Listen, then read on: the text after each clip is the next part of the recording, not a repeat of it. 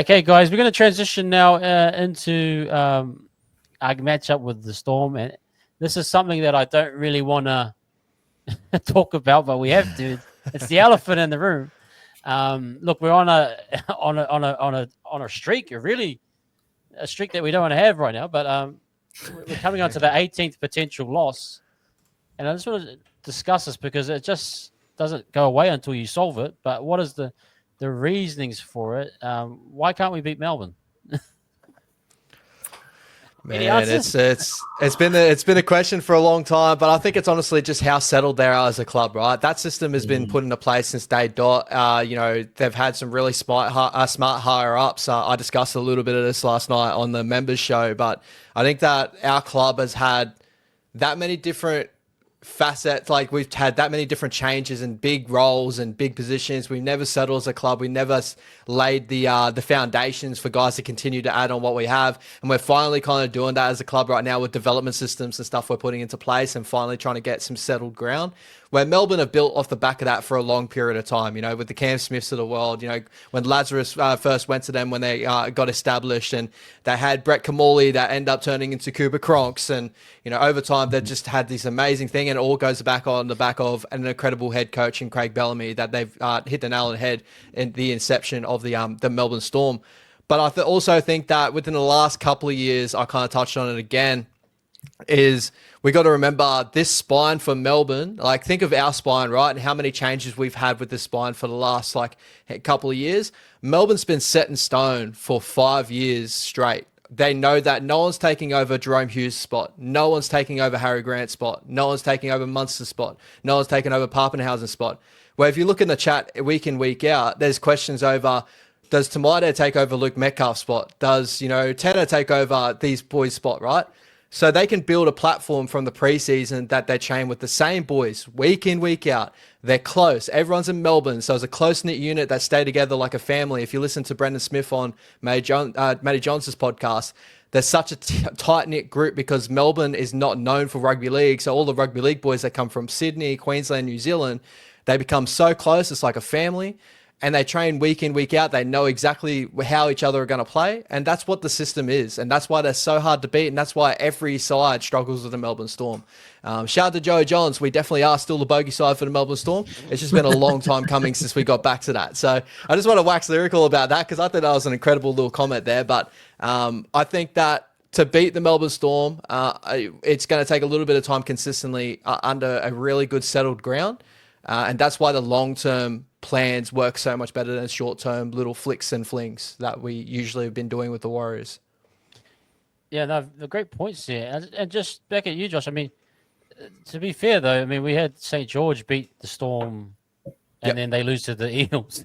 There is something connected with the Warriors because, they still lose to some bad teams every once in a while, and they have some of their own bogey teams that I feel. But what is it about just the Storm? And is it more a reflection of us as a club as it is them that we just seem to always, I feel, use the word choke in the big moments or just can't get over the line? What does it reflect on us and who we are as a club more so than what they are? Yeah, I mean, to me, the way the Storm walk into these games is they feel 10 feet tall. Yeah. And to us, they look 12 feet tall. It's like, I mean, watching Asafa Solomona, I can't remember what it was a couple of years ago, and it wasn't even in the big wins that they had. It was, probably when we were kind of decent, and he just absolutely tore us to shreds. And he's someone that we couldn't stop. It might have been 2023, and it's someone that he just felt like, the Warriors were so little to him, and he could just run over the top. It was like under sevens again,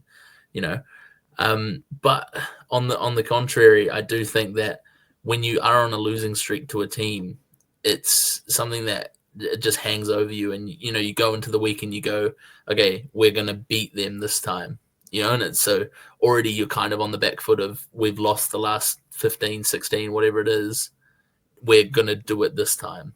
It's a hard thing to kind of comprehend as just a fan watching. I'm forever scarred by the Melbourne Storm beating us every time the Storm come up. I'm like, cool, we're losing that one. losing that one. Oh, that one will lose. Yeah. But then again, the last 2 times we've been in Melbourne, I know. we've got damn close. We have got Yeah. so close. That 2023 game, if Dylan Walker didn't get sent off for or sin bin for the only head slam I've ever seen called ever as a sin bin. If he didn't get sin bin for that, we're probably running away. We were, I think, in front at that point. And then last year as well, Xavier Coates, if he didn't pull off the jumping over the Empire State Building to score a try, it's we've won twice in a row. So it's we get there and we go, oh yeah, we're just about to win. We can feel it, and then they crush us again. And I think it's that we can't close it out because of, to me at least, we can't close out the close ones because of the trauma from before. Even 2019 on Anzac Day, was it 13-12 or something like that? That was a tough one. We were winning, and then it was just a bogus penalty or whatever it was, and we just couldn't do it. And so it's that mental hurdle, like I saw in the chat just now. On that point too, Webby has made it a thing now. Remember last year, I'm pretty sure he got questioned on it, the amount of times that the Warriors have been beaten by the Melbourne Storm, and he kind of made it a point to say, like, this side hasn't been beaten by the Melbourne Storm 16 times in a row. Like, we're a new side each and every year. Don't hang all the past losses on the side we got now, because these boys haven't been through that. But unfortunately, as a club, like, we got to kind of think of that. We kind of got to push the trauma aside and not respect the Melbourne Storm in that sort of sense, and just take it to them week in, week out, and not have the bad juju hanging over our heads of, like, we've lost 16 in a row or whatever it is now at the moment, which is hectic. But those 16 sides are all different sides, right? Like, this is a new side coming into every year. Webby's trying to change that sort of outlook of coming into this game and be like, guys, don't hang all that onto yourselves. Like, we're a new side. Just take it to Melbourne and play the contest the way that is. Because there is a little bit of food for that thought with Josh. Is it does feel like when the Warriors get really close, we get close, and then we kind of fundle it because of, like, the expectation of, we've lost it that many times, we want to do it. Like, you kind of look at the Penrith Panthers over the weekend against the Cowboys. Then it'll be the 3-game skid. I didn't think they played horrendously over the weekend. I think they tried too hard to get the win for Isaiah Yo's big game, and they're on a 3-game skid. They don't want to go on 4-game losing streak, but that lost it for them overall in the long run, where the Cowboys end up getting over the top of them, and that sort of aspect. Errors come into their game. I think the Warriors are very similar. It's like, we're close, we're right there, but we try too hard. It's like, no, we just got to take the game from them and do whatever we can and try to push those demons aside, because those demons do come up and bite you. Yeah, they really do, and they've impacted the fan base. It's made me more frustrated. And look, I even said, look, that preseason team that they put out, if they put them out in Melbourne this round, the same preseason, I'll give them a 6-point win. To be honest, just something about it. It's got into my psyche. That's how bad it is. But you're right. Look, the guys just have to. They have to do it. And look, we all know it. It's not. We're not going to blow the Storm off the park. It's going to come down to some clutch moments. Like they just seem to have that ascendancy in the clutch. And to be fair too, we've played it. I mean, Anzac, I think, not sure how many games we played them twice a year, but a lot of it's been on the Anzac game, and it's always been a struggle. Like, let's just call it what it is. It's always one of those rounds. It's the emotion, the vibe. Once they get that little bit of ascendancy, they've always turned it on.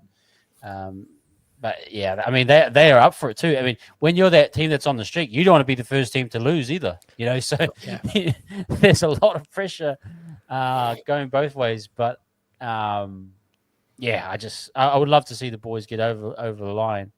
But I understand the situation. I think the positive too, like, is kind of what you touched on just before as well. This is the one and only time we play Melbourne this year, and going off of years past, like 2023, obviously the losing to them and that. But I think last year Webby circled a couple of teams on the sheet to be like, these are the times we need to beat these sides. We beat the Penrith Panthers, which we struggled to get over in 2023. We beat the Rabbits fairly decently, which we struggled to get over in 2023. Like, we knocked off a lot of big sides that we were circling coming into that year, being like, this is what we need to knock off. I think this is the time, hopefully, we can circle this one and be like, it's the only time we play Melbourne this year. Leave it all out there in our football field and just go hard. This is a side that I think would do us so well if we end up getting a big tick over them. I think that it'll do the confidence for the side running into this year. Yeah, just quick shout out to our man Lecky. Bro, appreciate this very much, man. 24-18. Sorry, Storm, not this time. Hey, man. You guys see it in that ball? Like, we got score prediction there, but you see it in a kind of a 6-point margin, or do you see this as a high scoring game, a low scoring game? What do you got, Josh? What's your thoughts on this one? If we win, it's close. Yeah. And I think if we lose, it's probably not too close. I'm not going to say, we lose by 20, because I don't think that's anywhere close to that. But I'd say we'd probably lose by 12 to 16 in that range if we do lose. I think, to me, the way that the Storm attack, it will be a large score overall. And I think our last few games, both teams have put on tries against each other, especially in Melbourne. I think Melbourne's quite a strong area for us for scoring tries. It's just not a strong place for us to win games. Like, even when we're getting pumped, we still score a couple of tries down there. And I mean, the last 2 times we played over there, we've scored 24 and 26 or something like that. So yeah. Yeah, I'm kind of on the same sort of boat. Like, I think that I do think that we can end up holding this one to a close margin, but statistically, I think that we averaged losing margin due to the only loss that we had this season was by a decent margin of 24 points. So I think we definitely got to change that, at the start of the season, and I think we have changed that over time. I do feel like we've gone back to the Webby sort of system, to where, like, I'm watching Warriors games now knowing that we're going to compete. Like, everyone was so worried about that Manly game, the way Manly were running. They were running so hot running into that game. Everyone expecting a loss margin of like 30 plus, right? Like, everyone was really running in going, can we compete with a side that's a top 4 side running red hot? I think this is very similar. I think Manly and Melbourne, I think Melbourne's a little bit more polished, Manly Seagull side, in my opinion, anyway, the way they play their football. They shift very early. They love to play on their tram lines. I think that we can do a very similar sort of a thing against Manly, really, Melbourne, and just really hang into that contest. I do think it's going to be probably like very similar to a West Tigers sort of game that we had against West, where it's going to be like a 26-20, those sort of games where, as Josh said, there's going to be points scored in this game. And I think we got to expect that, because Melbourne don't die on their sword. Like, they keep trying, right? They just continue to try. So I think that around about, for me, I think the Warriors, if they are to get this done, it'll be a 1-12. But if the Melbourne Storm get it done, it could possibly be like a 1-12 to 13 plus sort of game. So we'll have to definitely hold in. Hopefully we do so. I hope so too, man. We're really dying for it as fans, and yep. Let's